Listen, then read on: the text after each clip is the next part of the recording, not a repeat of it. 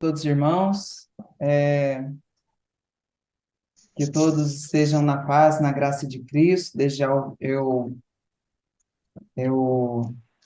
dou um feliz sábado, perdão, já errei isso hoje várias vezes. Uma feliz semana a todos os irmãos que estão nos assistindo, que estão acompanhando esses estudos, e que Deus seja louvado, né, pela vida de cada um.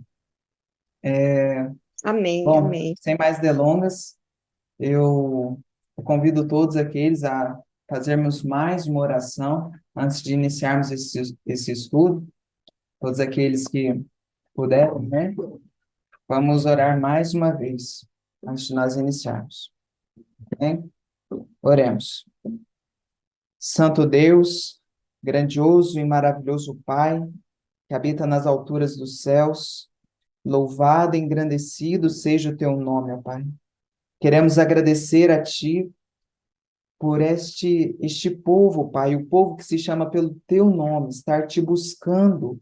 E nesta noite de sábado, Pai, estarmos desejosos de entender mais, Pai, da tua palavra profética, entender mais, Pai, da tua santa verdade que nos revelaste. Nós queremos rogar mais uma vez pelo Santo Espírito, Pai, pela unção do Santo Espírito sobre cada pessoa que está vendo, que está acompanhando este estudo. E eu peço principalmente por mim, Pai. Não sou nada, sou pó, mas o Senhor nos prometeu o Espírito Santo. Então eu venho aqui reivindicar a promessa no nome de Cristo. O Senhor venha ser conosco, venha ser com as minhas palavras, que nada venha atrapalhar, aparte os anjos maus e nos abençoe agora com as tuas ricas bênçãos espirituais. Pedimos isso no nome de Cristo Jesus. Amém. Só lembrando mais uma vez que eu estou tendo que fazer a troca aqui entre o fone e o áudio. Ou seja, ou eu falo ou eu escuto. Então, se alguém quiser precisar comunicar comigo, eu estou vendo que o irmão, né, tá com o vídeo ligado. Ele pode fazer algum gesto na tela. E isso enquanto eu não acionar aqui o slide, né? Ou vocês estão, é, ou então podem mandar no chat também. Mas, muito bem. Isso porque eu não estou escutando ninguém, né? Só estou falando aqui. O irmão Lucas, né? Se não me engano. Me dá um ok se tiver pegando o slide certinho aí. Ok. Então vamos começarmos. Ah, hoje nós vamos a parte 2 desse estudo. Ontem nós estivemos vendo, né, a importância das profecias e a relação disso com a nossa preparação. E nós vimos que dentro das profecias há um ponto específico. Nós vamos começar relembrando aqui a última parte do estudo de ontem. Nós vimos sobre o que foi chamado de ponto de orientação profética. Ninguém precisa gravar esses termos, né? Isso até é um termo, assim, que eu inventei. Isso é só para nomear o que a gente está querendo dizer aqui. Mas a gente viu que esse ponto, e nada mais é do que o ponto central de uma profecia, como eu escrevi aqui, o clímax de uma profecia, né?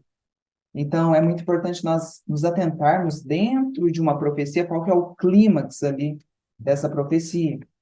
Através desse ponto de orientação, ou ponto central da profecia, nós podemos relacionar os eventos que ocorrem no santuário celeste com os eventos que ocorrem na terra. Então, quando nós conseguirmos encaixar esse ponto central, ou melhor dizendo, quando nós conseguirmos ver qual é esse ponto central, nós vamos conseguir relacionar o que acontece no céu com o que acontece na Terra. Como foi o caso que nós falamos ontem, de 1844, né? Vendo o que estava acontecendo na Terra, hoje nós sabemos que ali estava acontecendo um cumprimento profético, relacionado ao que estava acontecendo no céu. E para os que desejam acompanhar Cristo no santuário celeste, qual é o próximo ponto principal das profecias. Então, dentro das coisas que nós vamos passar em breve, qual que é o grande ponto principal que nós precisamos estar atentos? O ponto central é o que nós chamamos de segredo apocalíptico. Esse é um nome também que nós damos, mas por que chamamos isso? Os irmãos vão entender por que nós damos esse nome para esse ponto central das profecias que nós vamos passar. Que segredo será que é este? Esse segredo está em Apocalipse 10, no capítulo 7, que ele diz: mas nos dias da voz do sétimo anjo, quando este começar a tocar, se cumprirá o mistério de Deus. Irmãos, este é o ponto central do que nós vamos passar em breve. E é por isso que nós chamamos de segredo apocalíptico. Porque, como nós vemos aqui em Apocalipse 10, verso 7, isso aqui é chamado de um mistério, mistério de Deus. E esse mistério, ele se encontra no livro de Apocalipse, né? Nós estamos lendo aqui Apocalipse 10, verso 7. Então, olha o que esse verso ele está dizendo. Nos dias da voz do sétimo anjo, quando ele começar a tocar a trombeta, o mistério de Deus ele vai se cumprir. Então, isso aqui é o ponto central das profecias dos nossos dias. Isso aqui é o ponto central. Agora, o segredo é o mistério de Deus. E a pergunta que fica é: qual é o mistério de Deus? Será que esse mistério de Deus que ele vai se cumprir nos dias da voz do sétimo anjo, quando ele começar a soar a trombeta? Paulo, ele vai falar sobre o mistério de Deus, só que num outro sentido, num outro aspecto. E isso está totalmente relacionado com o mistério de Deus. Paulo, ele diz em Colossenses: Deus quis fazer conhecer quais são as riquezas da glória deste mistério entre os gentios, que é Cristo em vós, a esperança da glória. Então, este é o grande mistério de Deus. Isso aqui é um mistério, irmãos, insondável, que nós vamos passar a eternidade estudando. E isso tem um cumprimento profético. Mas Paulo aqui, em outras palavras, ele está falando que o mistério de Deus é Cristo em nós. Será que nós conseguimos compreender o que é isso? Irmãos, nós não conseguimos compreender muito bem, é por isso que é chamado de mistério. Mas Cristo em nós, isso aqui também é o Evangelho. O que acontece quando uma pessoa ela se entrega a Cristo? Cristo passa a habitar dentro dela através do Espírito Santo. E é por isso que um cristão, uma pessoa que se diz cristã, ela deve seguir as pegadas de Cristo, como nós já falamos ontem. Ela deve representar Cristo perante os outros. Ela deve ter as ações de Cristo. E este é o grande mistério de Deus. Só que isso tem uma relação com a profecia. Cristo em nós. Paulo ele vai dizer também, em Efésios 5:32, este é um grande mistério. Digo, porém, a respeito de Cristo e a igreja. Paulo, no contexto de Efésios, ele estava falando do marido e da mulher. E ele usa esse símbolo do marido sendo Cristo e a mulher a igreja, que se unem. Então, ele faz uma aplicação espiritual. E ele diz que isso é um grande mistério. Isso tem a ver com o que nós estávamos falando. A união entre Cristo e a igreja. É a mesma coisa que Paulo disse em Colossenses. Cristo em vós. Cristo na igreja, a união. Este é o grande mistério de Deus, irmãos. Este é o grande mistério de Deus. Agora, voltando ao texto de Apocalipse, nós vamos ver esse mistério de Deus, a união entre Cristo e a sua igreja. Nós vamos ler aqui na profecia. O que seria esse mistério na profecia? Nós vamos ver que está totalmente relacionado com o que nós acabamos de falar, com o Evangelho, com a dotação do Espírito Santo. Mas vamos analisar então aqui o texto de Apocalipse 10, verso 7. Vamos reler mais uma vez, ele diz, mas nos dias da voz do sétimo anjo.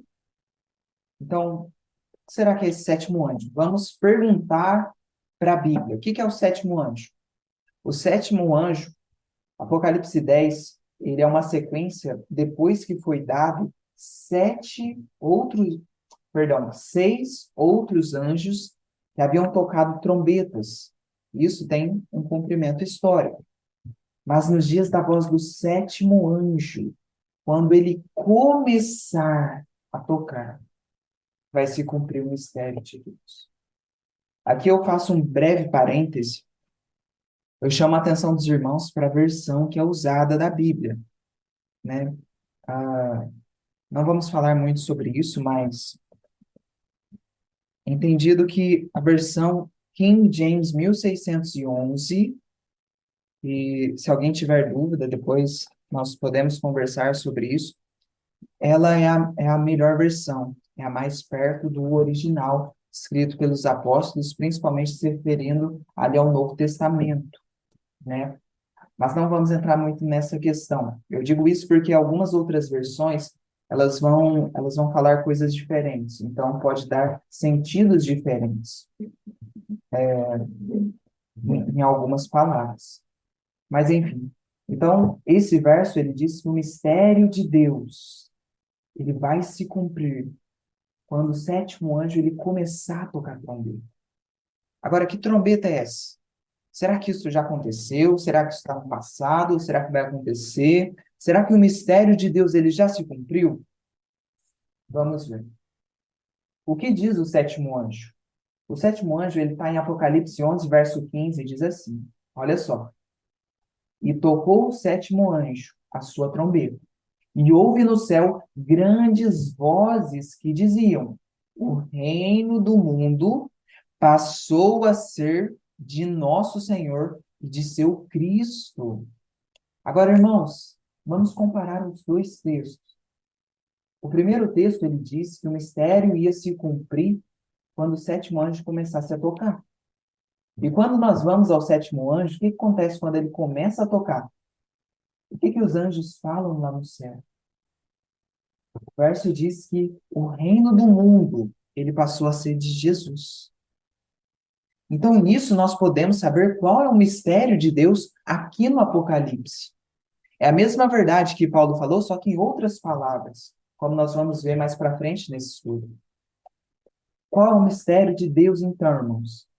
Eu vou repetir isso várias vezes para que todos compreendam bem essa parte do estudo. O mistério de Deus é Jesus receber o reino do mundo. Esse é o mistério de Deus. Esse é o segredo apocalíptico.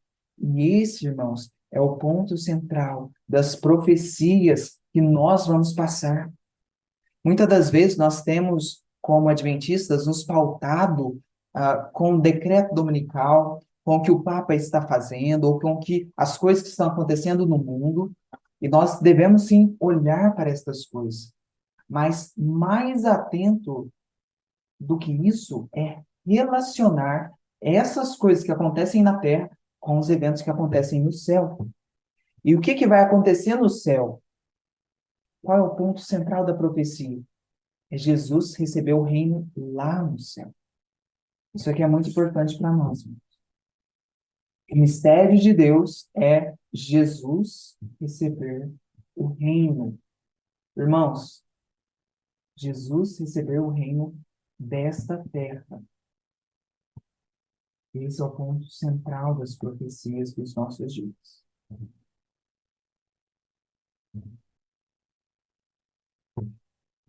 Eu gostaria aqui de ler o contexto de Apocalipse 10, no qual é inserido o mistério de Deus. Então, vamos analisar brevemente o contexto, até foi comentado antes, né, do estudo, um pouco sobre isso. Então, diz assim, Apocalipse 10, do 1 ao 7.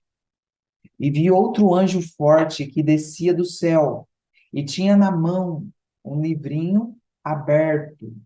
Levantou a mão direita ao céu e jurou: que não haveria mais tempo, mas que nos dias da voz, e aí que ele entra no nosso verso, do sétimo anjo, quando este começar a tocar a trombeta, se cumprirá o mistério de Deus.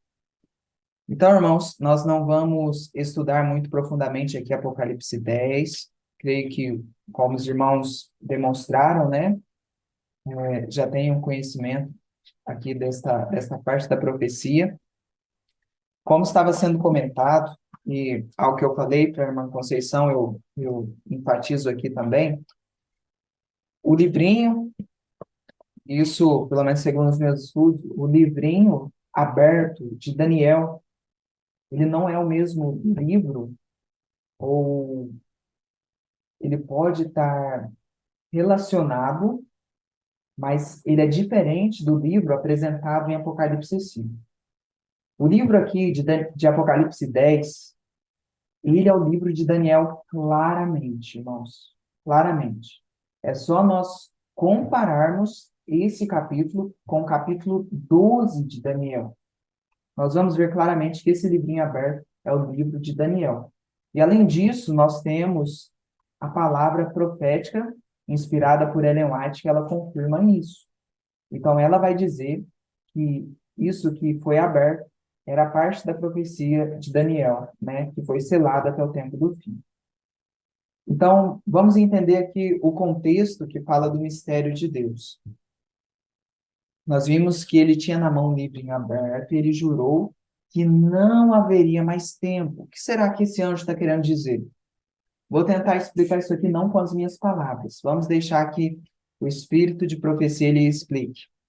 Ela diz assim: esse tempo que o anjo mencionou com solene juramento não é o fim da história deste mundo, nem do tempo de graça, mas do tempo profético que precederia o advento de nosso Senhor. Ou seja, o povo não terá outra mensagem com tempo definido. Após o fim desse período de tempo, que vai de 1842 a 1844, não pode haver um traçado definido de tempo profético. O mais longo cômputo chega ao outono de 1844. Então, o que a mensageira do Senhor ela está dizendo? Ó, percebam, irmãos, o anjo ele jurou que não haveria mais tempo. O que isso está querendo dizer? E para quem essa mensagem ela foi mais específica? Essa mensagem ela foi mais especificamente para o povo adventista lá no início da nossa jornada, em 1844. Porque o que aconteceu? Nós conhecemos a história, mas vamos enfatizar.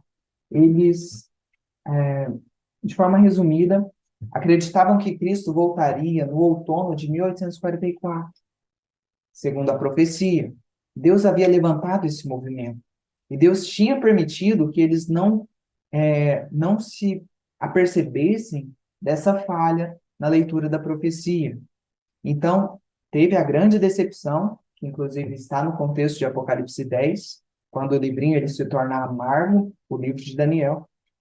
E aí o anjo, depois ele fala, não haverá mais tempo. Isso quer dizer o quê? Como nós acabamos de ver o texto de Ellen White, ele está querendo dizer que depois de 1844 não há mais uma profecia com tempo definido. Ou seja, nós não vamos ter até que o próprio Deus revele, e vai chegar um momento que ele vai revelar o dia e a hora exata da volta de Cristo. Mas, voltemos ao verso. Ele fala, não vai ter mais tempo, mas nos dias da voz do sétimo anjo, quando ele começar a tocar a trombeta, vai se cumprir o mistério de Deus. O que que esse anjo, que é o próprio Jesus, ele está falando para João? Ele está falando assim para nós, como uma igreja. Ele está falando, igreja, a última data, a última contagem profética definida, ela acaba em 1844. Depois disso, filhos, não tem mais contagem de tempo. Não tem mais contagens de tempo. Mas qual é o próximo sinal? O cumprimento do mistério de Deus. Quando ele acontece? Quando o sétimo anjo começar a tocar a trombeta. Irmãos, Jesus está falando que o próximo sinal para nós, depois de 1854, é o quê? Jesus receber o reino da terra. Isso aqui, irmãos, é o ponto central das profecias. Isso aqui é o que vai estar acontecendo lá no céu. E a gente vai ver que vão acontecer coisas aqui na terra. Esmiuçando aqui o verso de Apocalipse 10, eu vou estar repetindo mais uma vez para ficar claro. Até o verso 6, nós vemos que se aplica até 1844. O anjo levantou a mão e ele falou, não vai haver mais tempo. Mas o verso 7, ele já aplica coisas que acontecem após 1844, que é quando se cumpre o mistério de Deus. Nós vemos essa mesma coisa, essa mesma sequência, digamos assim, no livro de Daniel, quando fala do juízo também. Daniel, no capítulo 7, a primeira parte do verso, ela acontece até no tempo de 1844. Então, Daniel 7:13 diz: Eis que vinha com as nuvens do céu um semelhante ao Filho do Homem e veio ao ancião de dias. O que Daniel está falando aqui? Ele está falando quando Cristo, lá no santuário celeste, ele passou do lugar santo para o lugar santíssimo para começar uma obra de julgamento. Então, essa parte do verso ela se referia principalmente a 1854. No entanto, o restante do verso, que é um mistério de Deus, ele ocorre após 1844. O restante do verso diz o quê? E foi-lhe dado domínio, foi-lhe dado quem? Ao Filho do Homem, Jesus Cristo. Foi-lhe dado domínio e glória e um reino para que todos os povos, nações e línguas o servissem. Esse é o mistério de Deus. Como nós já vimos, Jesus receber o reino. Esse é o mistério de Deus. Então, nós vemos a mesma sequência em Apocalipse 10 e agora aqui em Daniel, no capítulo 7. Ontem foi lido essa visão, eu gostaria de repetir, porque nela está contido também o mistério de Deus. E tem essa mesma sequência. Primeiro, num cenário, nós vemos os acontecimentos em 1844, e logo em seguida, nós vemos o mistério de Deus. Percebam, aqui se referindo a 1844. Ellen White, ela viu o seguinte: viu o pai erguer-se do trono e num flamejante carro entrar no Santo dos Santos, para dentro do véu, e assentar-se. Então Jesus se levantou do trono e a maior parte dos que estavam curvados ergueram-se com ele. E agora aqui, já fazendo uma aplicação após 1844, que é o mistério de Deus, diz a continuação. Então ele ergueu seu braço direito e ouvimos-lo dizer com sua amorável voz: Esperai aqui, vou ao meu Pai para receber o reino. Aqui está, irmãos, o mistério de Deus. Jesus receber o reino. Aí fica a pergunta: será que Jesus ele já recebeu o reino? Será que esse mistério de Deus já se cumpriu? Vamos lá. O grande conflito ele deixa bem claro para nós, irmãos. Jesus vem ao ancião de dias no céu para receber o domínio, a honra e o reino, os quais lhe serão dadas no final de sua obra de mediador.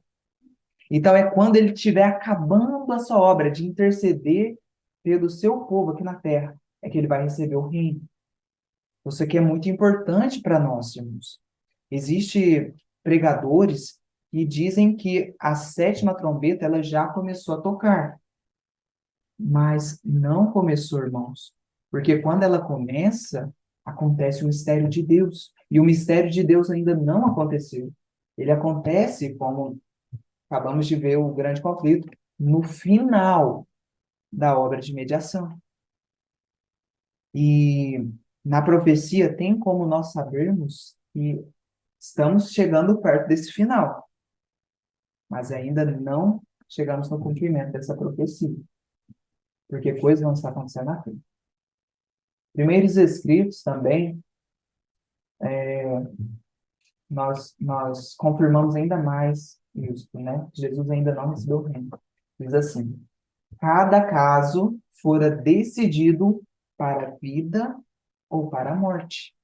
Cristo recebera seu reino, tendo feito expiação pelo seu povo e apagado os seus pecados. Os súditos do reino estavam completos. As bodas do Cordeiro estavam consumadas. Ou seja, quando que Cristo recebe o reino? Depois de ter feito expiação pelo seu povo e apagado seus pecados. Então, isso não se cumpriu ainda, irmãos. Mas olha só, meus queridos irmãos, quero que todos nós meditemos na importância de saber dessas coisas. Meus irmãos, enquanto a intercessão ela não acabou, nós ainda podemos nos achegar a Cristo pedindo perdão dos nossos pecados. Mas o que vai acontecer se alguém pecar depois que a porta da graça já estiver fechada e ele não tiver um intercessor no céu? Irmãos, o grande conflito no capítulo, a grande, que fala da angústia de Jacó, ele diz que se nós tivéssemos pecados, ou então se tivesse ficado algum pecado não confessado, nós íamos nos curvar perante a angústia e nós seríamos eliminados. Portanto, olha a importância, irmãos, de saber sobre isso. O momento em que essas coisas vão estar acontecendo no céu.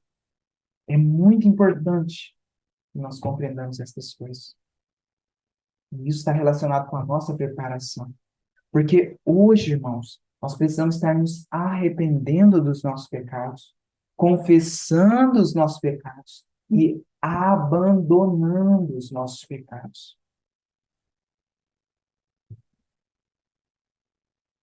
Esse mistério de Deus, uma outra linguagem, descreve esse mesmo evento.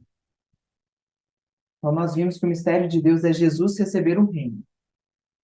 Só que esse mesmo mistério, ele é dado numa outra linguagem. Nós vamos ver. Vamos comparar aqui alguns textos bíblicos. Prosseguiu Jesus e contou uma parábola, visto estar ele perto de Jerusalém, e pensarem eles, os discípulos, que o reino de Deus se havia de manifestar imediatamente. Então, o que esse verso da Bíblia ele está dizendo? O que estava acontecendo? Vamos contextualizar.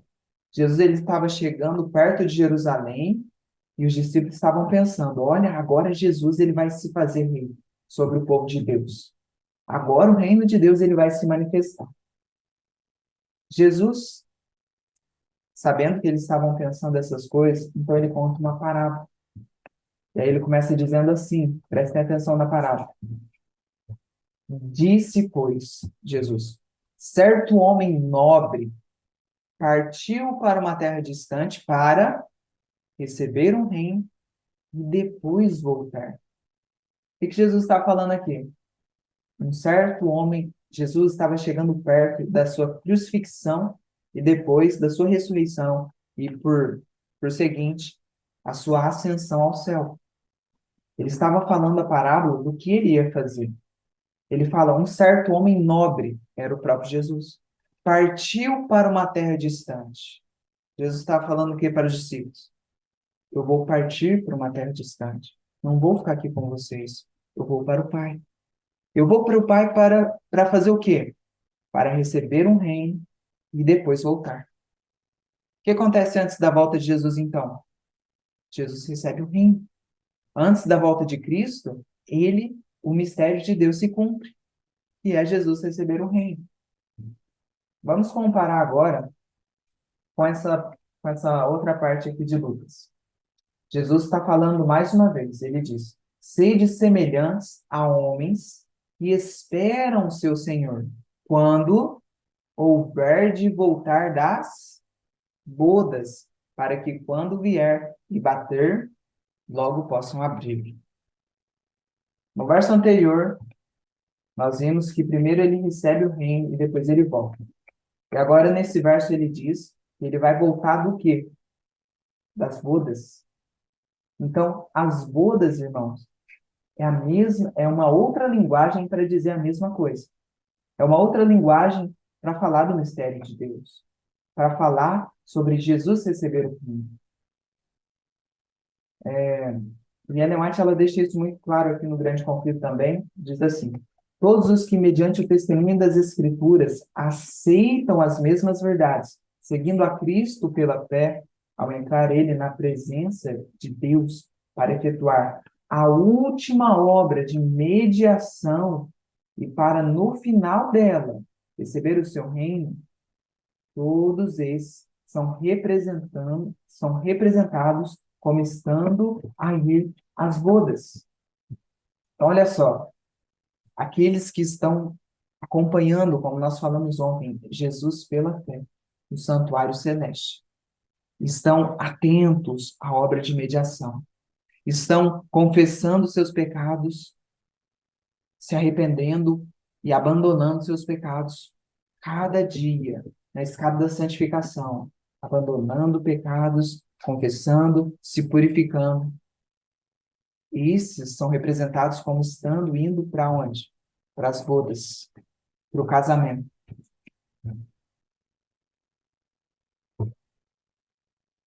Esse texto diz, então, esse texto nós já lemos, né? Só vou ler, vou lê-lo novamente para nós relacionarmos mais uma vez as duas coisas, receber o reino com as bodas, o casamento. Então ele ergueu seu braço direito e ouvimos-lo dizer com sua amorável voz: esperai aqui, vou a meu pai para receber o reino. Guardai os vossos vestidos sem mancha, e em breve voltarei das bodas, e vos receberei para mim mesmo. Ou seja, as bodas é Jesus receber o reino. Eu pergunto aqui qual a relação entre as bodas e a recepção do reino por Cristo. No grande conflito, mais uma vez, a mensageira do Senhor, ela deixa claro, o casamento, ele representa a recepção do reino por parte de Cristo. Então, o casamento é uma representação de Jesus receber o reino. Uma boa explicação disso foi dada por esse nosso pioneiro, o John Locke, no livro O Grande Movimento Adventista. Ele dá essa explicação. Gostaria aqui de trazer para os irmãos. Nos tempos antigos, a vinda de um rei à sua capital para receber o seu trono e o seu reino era chamada de casamento. Esse evento, o recebimento da capital como uma noiva, era celebrado com pompa e a ostentação de um casamento real. Ou seja, na antiguidade, quando o rei ele estava indo para a capital receber o reino, ou seja, ele ia passar a ser o rei daquela terra, isso era chamado de casamento. O rei representando o marido, a capital representando a noiva, e a união dos dois era a recepção do reino. É por isso que essa mesma ilustração é usada para Cristo. Agora, por que as bodas, ou seja, Jesus receber o reino, é o clímax das profecias? Irmãos, Satanás se tornara o príncipe deste mundo por usurpação. E o homem tornara-se súdito de seu reino pela escravidão do pecado. O que acontece? Na criação, o homem, ele era o governante deste mundo. Quando nós abrimos lá em Gênesis, é dito, Deus, ele diz a Adão que ele deu a ele domínio. Adão, ele estava nesse mundo para dominar a terra, ele seria o rei dessa terra, né? Um co-governador juntamente com Deus nessa terra. Mas quando Satanás, ele faz com que o homem peque, então, nesse próprio ato, o homem, ele cedeu a sua coroa para Satanás. E então, o homem se tornou um súdito do reino de Satanás. Nós nos tornamos escravos de Satanás, irmãos. E o grande clímax, irmãos, de todas as profecias é a retomada do reino por parte de Jesus. É Jesus retomar esse reino que foi usurpado. Por isso que em João, é dito: para este propósito o Filho de Deus foi manifestado, para que pudesse destruir as obras do diabo. Então, o propósito de Jesus, irmãos, é retomar esse reino para ele. É retomar este reino e retomar o reino da nossa vida. O que ocorrerá no santuário celeste antes e depois do casamento? E aqui que nós vamos entender por que este é o ponto principal ali nas profecias. Por que o casamento, ou seja, Jesus receber o reino, é o ponto de orientação profética. O que vai acontecer lá no santuário celeste? Essa mesma figura do casamento é apresentada na parábola do capítulo 22 de Mateus, comendo que os irmãos depois meditem nessa parábola, onde claramente se representa o juízo de investigação como ocorrendo antes das bodas. Isso aqui só confirma o que nós já estamos falando até aqui, mas lá no céu, irmãos, o que está acontecendo hoje lá no céu? A cada momento, momento a momento, um nome está sendo passado perante o tribunal. Então, perante o tribunal celeste, é visto a vida de cada pessoa e ver se essa pessoa, de fato, entregou a vida a Cristo. É visto se essa pessoa, ela pediu perdão dos seus pecados. É visto se essa pessoa, de fato, se arrependeu dos seus pecados. É visto se, de fato, essa pessoa aceitou a transformação, a justiça de Jesus Cristo. Então, aqueles que, de fato, se entregaram a vida a Cristo, está sendo visto lá no céu. E o casamento, irmãos, ele acontece quando essa investigação acabar. Essa investigação do povo de Deus. E é por isso que é tão importante nós estarmos atentos. Primeiros escritos, a mensageira do Senhor, ela diz: cada caso fora decidido para a vida ou para a morte. Cristo recebera seu reino, texto que nós já lemos, tendo feito expiação pelo seu povo e apagado os seus pecados. Os súditos do reino estavam completos. As bodas do Cordeiro estavam consumadas. Então, aqui eu fiz uma relação de coisas que acontecem antes das bodas e coisas que acontecem depois das bodas. Reafirmando mais uma vez, é por isso que nós chamamos as bodas do ponto central das profecias. Porque através dela nós conseguimos localizar o que vai estar acontecendo antes, o que vai estar acontecendo depois. Acontece antes dela o quê? A parábola das vestes, de Mateus 22, que nós acabamos de ver, e também a parábola das virgens. Acontece antes das bodas. E o que acontece depois? A parábola dos talentos. Quando Jesus ele vem perguntar: cadê os talentos que eu te dei? E ele vem então trazer juízo. De forma mais clara, o que acontece antes do casamento? A imagem da besta, e aqui eu estou deixando esses textos, depois eu posso passar para os irmãos o, o estudo, né? E aí os irmãos podem, de forma mais tranquila, estar estudando todos esses textos aqui em casa. Mas antes do casamento acontece a imagem da besta. O que vem com a imagem da besta? Decreto dominical. O que acontece também antes das bodas? Sacudidura. E também, antes das bodas, a porta da graça, ela se fecha para a igreja. O que acontece durante as bodas? Os pecados da igreja são apagados. E também durante as bodas, a chuva serôdia e o alto clamor estará acontecendo. Ou seja, antes das bodas, a porta ela vai estar se fechando primeiramente para você mesmo, para cada um de nós, o povo de Deus. Lembram lá do verso de Pedro? Pedro ele fala que o julgamento começa por onde? Pela casa de Deus. Então, fecha a porta da graça para nós, Nós recebemos a chuva serôdia enquanto está acontecendo as bodas lá no céu, e depois disso, a graça vai se findar totalmente para todos, e os juízos finais sobre essa vida. Agora, irmãos, eu quero relacionar o mistério de Deus, quero relacionar as bodas, quero relacionar o reino de Cristo com a nossa preparação.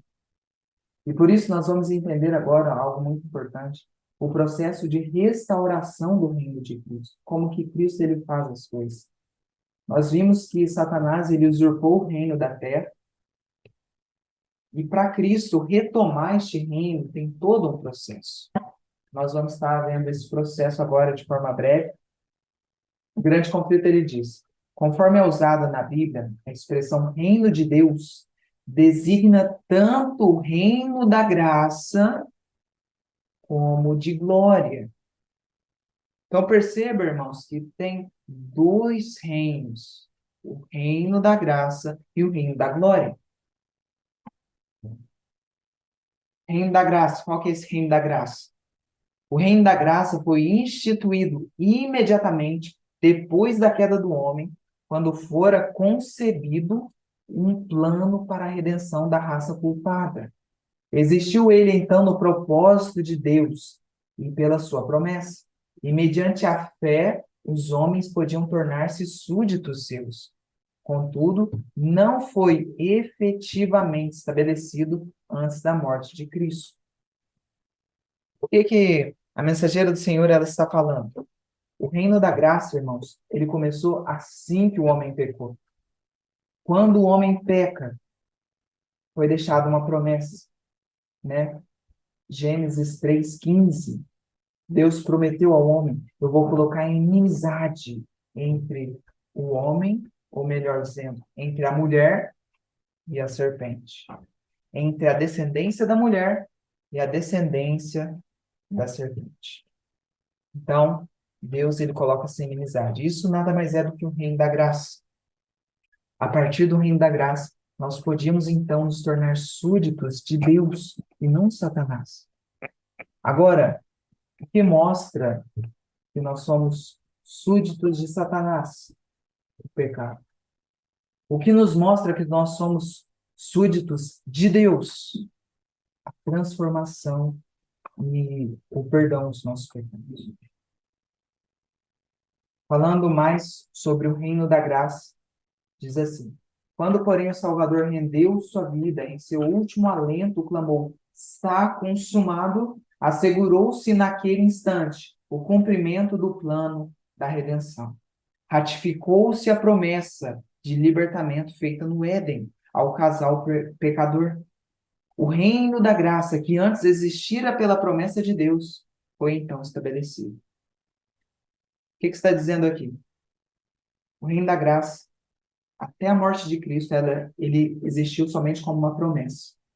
Mas as pessoas podiam se tornar súditos de Cristo pela promessa que ele havia feito. No entanto, esse reino ele só foi estabelecido na cruz do Calvário. Irmãos, isso aqui faz parte do mistério de Deus. Isso aqui faz parte do que nós estávamos falando antes. Porque isso aqui tem a ver com o processo da restauração do reino de Deus.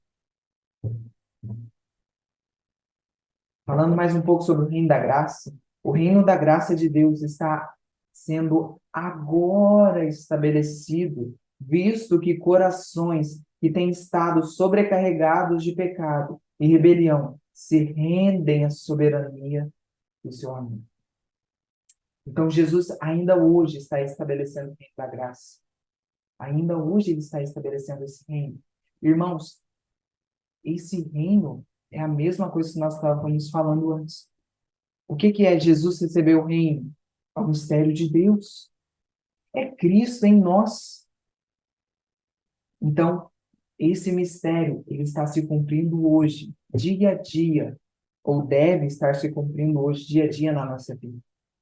E ele vai ter agora um momento profético. Qual é o reino da glória? O completo estabelecimento do reino de sua glória, porém, não ocorrerá senão na segunda vinda de Cristo ao mundo.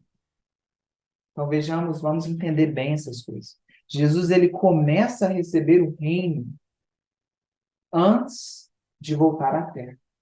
E o completo estabelecimento desse reino vai ser na sua segunda vinda. Existe um processo. Vocês percebem isso, irmãos? Existe um processo para o reino da graça. Existe depois um processo para o reino da glória. Agora, por que existem essas duas partes de Jesus receber o reino? Até parece que é como se fosse, vamos fazer aqui uma parábola, como se fosse dois casamentos. O casamento da graça, o casamento da glória. As bodas da graça, as bodas da glória. Por que será que, por que há esse processo do reino da graça para o reino da glória? Por que será que há isso? A parábola de Jesus diz assim: Cristo nada mais anela que redimir do domínio de Satanás a sua herança.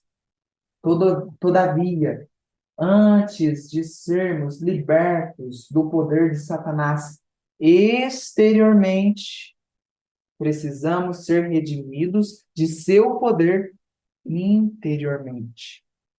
O que esse texto está querendo dizer? Irmãos, o maior desejo de Cristo é nos livrar de todas as coisas ruins, é nos livrar da doença, é nos livrar de todas as consequências do pecado. É o que Cristo mais deseja. Só que antes dele tirar o exterior, ele precisa limpar o interior. Então, isso é uma grande misericórdia de Jesus. Ninguém entrará no reino da glória se não tiver passado pelo santuário. Por que que nós estamos falando isso? Porque o reino da graça, ele está relacionado com o que acontece lá no santuário. É através do trabalho do santuário celeste que nós estamos sendo redimidos, justificados, salvos, transformados, purificados. Agora, olha a grande misericórdia de Deus. Imagina só, irmãos, se Deus ele viesse e transformasse toda a terra, tirasse todas as consequências do pecado, mas os homens ainda continuassem a ceder aos desejos da carne. Logo estaria tudo de novo destruído. Então, como que Jesus ele faz as coisas? Primeiro, ele transforma o homem. Ele faz com que o homem passe pelo reino da graça. E depois que ele passou pelo reino da graça, depois que ele tirou o pecado da sua vida, então ele pode entrar no reino da glória. Então, Jesus ele pode transformar todas essas coisas.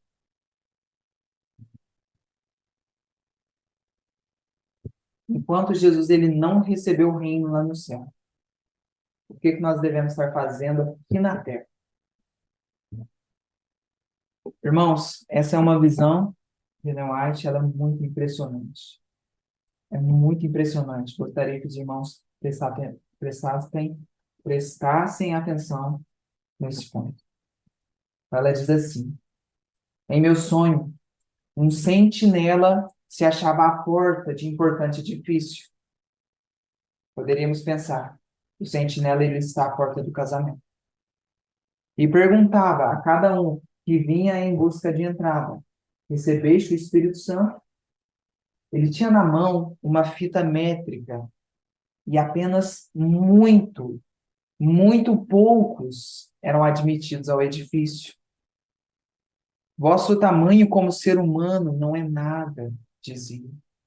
Mas, se alcançasses a plena estatura de um homem em Cristo Jesus, segundo o conhecimento que tendes tido, recebereis um aprazamento para sentar-vos com Cristo nas bodas do Cordeiro. E pelos séculos eternos nunca deixareis de aprender das bênçãos a vós asseguradas no banquete preparado para vós.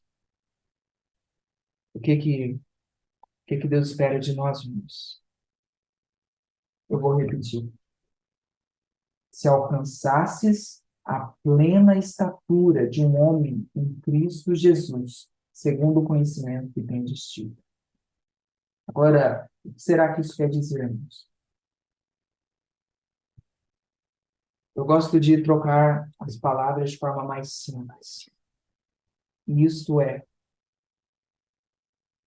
todo pecado que nós sabemos, que nós conhecemos, ele deve ser abandonado.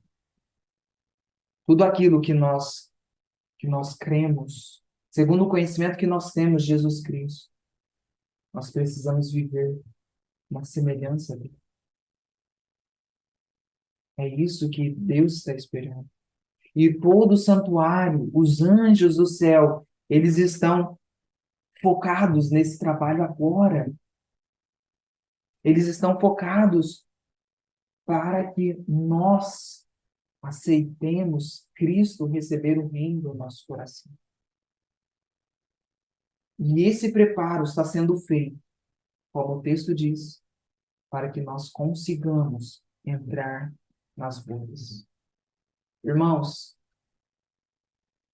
muitas das vezes, eu abro aqui o meu coração com os irmãos, né?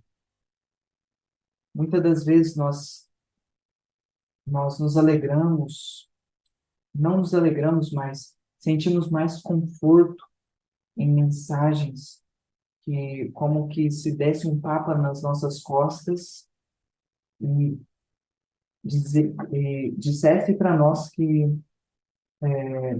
não falasse de fato contra o pecado. Mas, irmãos, isso não é uma verdade. Pelo contrário, irmãos. O pecado é algo terrível e maligno. E não podemos brincar com o pecado, porque isso tira do reino celeste. Muitos de nós temos acalentado pensamentos errados sobre a misericórdia de Deus, pensando que nós podemos ficar pecando livremente até o fim, e lá a misericórdia de Deus ela vai simplesmente fazer uma mágica e vai tirar todos os nossos pecados. Mas, irmãos, isso não é uma mensagem de Deus.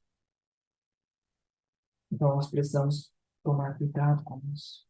Precisamos estar buscando, e como diz o apóstolo Paulo, com temor e tremor, completando a obra da nossa salvação. O anjo ele continua dizendo: por essa porta não pode entrar coisa alguma que possa arruinar a felicidade dos moradores por arruinar sua perfeita confiança uns nos outros. Não vos podeis unir à família feliz das cortes celestes, pois enxuguei de seus olhos toda lágrima. Não podereis nunca ver o rei em sua beleza, caso não sejais vós mesmos representantes do seu caráter.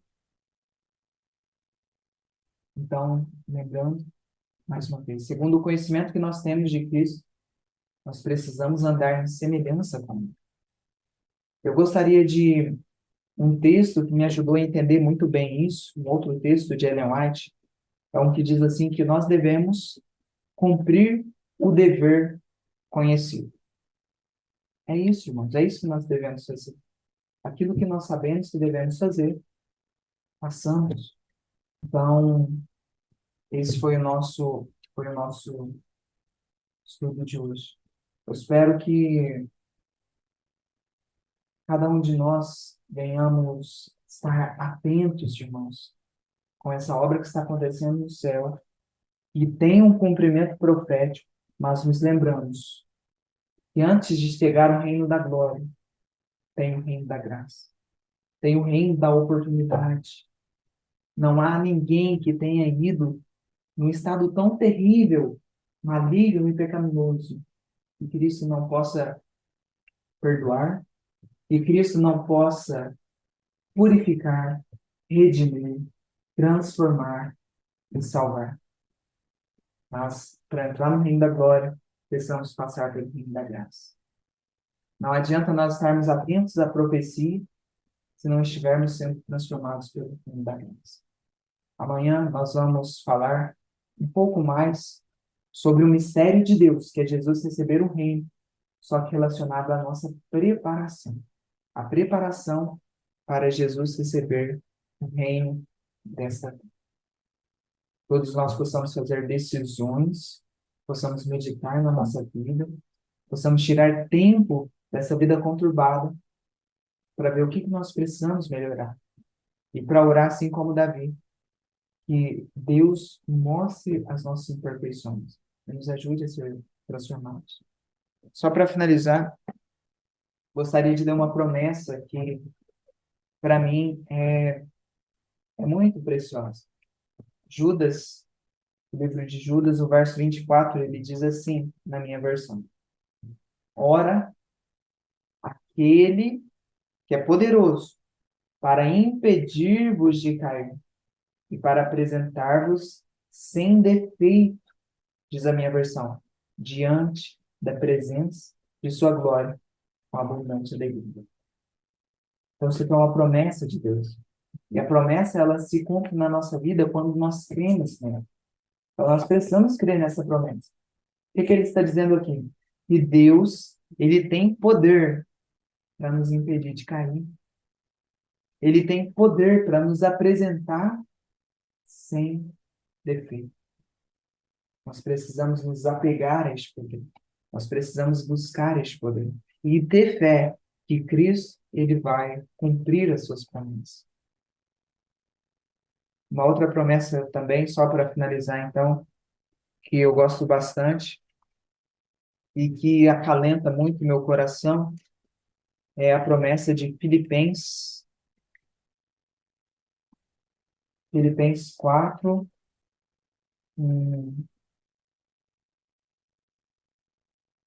eu vou achar aqui.